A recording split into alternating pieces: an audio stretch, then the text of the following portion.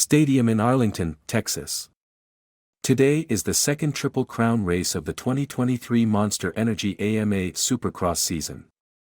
Somehow with all that going on, it still doesn't feel like Tomac series yet as he sits just 7 points up on both Red Bull KTM's Cooper Webb and Honda HRC's Chase Sexton.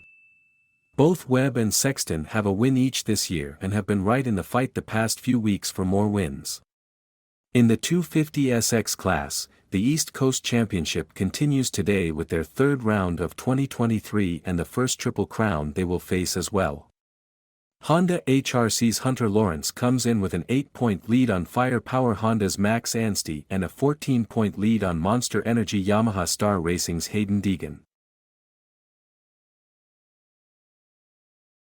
Welcome to MZ Update, the channel for all things motocross. From the latest news to exclusive content, we've got you covered. Whether you're a seasoned rider or a fan of the sport, we'll bring you the stories that matter most. If you're new here, make sure to hit that subscribe button and turn on notifications so you never miss out on our latest content. And for our returning viewers, thank you for your continued support. And please support me by sending a little super thanks. I will have the encouragement to make the next clip. And sorry for the narration, because I can't speak, so I had to use a bot to narrate instead. Free practice. Nate Thrasher set the early pace with a 50.369 before Max Anstey took a huge leap and jumped down to a 48.961. Michael Mosiman and Cody Schock went down together in the whoops, but it was a rather slow speed crash, and both got up okay.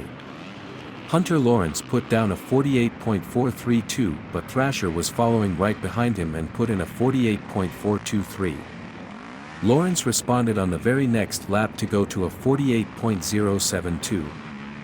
Jordan Smith was able to split them with a 48.284 as the clock rolled down to 0 and the checkered flag waved. Smith started his final lap right before time expired though and was able to run a 47.964 to end up on top. A little news to kick off the day in 450SX before practice even started is that unfortunately Adam Cianciarulo will miss the racing tonight due to an aggravated wrist he sustained during press day. No timetable has been set on his return, but he is out for this evening.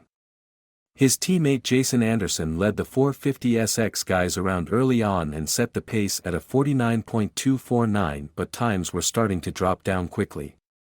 Ken Roxen was able to take over the top time at a 47.964 around the midpoint of the session as some of the guys were beginning to uncork a tricky roll 342 line in the rhythm section before the finish.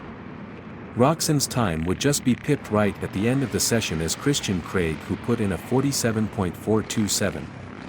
Not everyone was able to get that line before the finish which seemed to create some separation within the top 10. Second qualifying sessions. The final qualifying session of the day fired off as this time they did their usual practice start as well. Hunter Lawrence holeshot the fake start and went to work on bettering his 47.440 from the first session.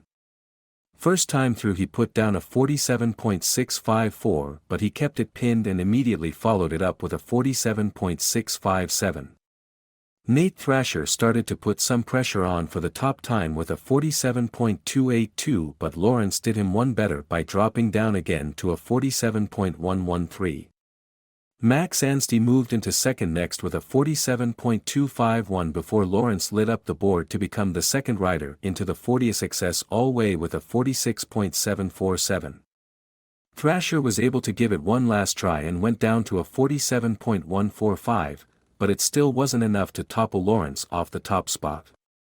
So, Hunter Lawrence ended up fastest in qualifying today in the 250SX class with a 46.747. Justin Hill holeshot the practice start in the final 450SX qualifying session of the day as he was looking a little froggy early on. It wasn't long before Chase Sexton jumped back to the top of the sheets again though as he laid down a 47.246 but the pace wasn't quite up to what we saw out of the first session just yet as time continued to click down. Halfway through, boom, Sexton put down a 46.515 which was still about 0.2 off his first session time but still 0.7 faster than Ken Roxen on a 47.306 in second place. Christian Craig and Roxanne both were able to close the gap down significantly as they went down to a 46.6 and 46.7, respectively, but Eli Tomac, Joey Savage, and Jason Anderson were all in the 46-second range now as well. Anderson then moved to the top with a 46.376 but was still just slower than Sexton's first session time until Ken Roxanne laid down a 46.335 to move to the top overall by just 4 thousandths of a second. Anderson fired right back though by putting in a 46.280. Both Sexton and Roxanne could not put together their final laps and Anderson would hold on to qualify P1 heading into the night.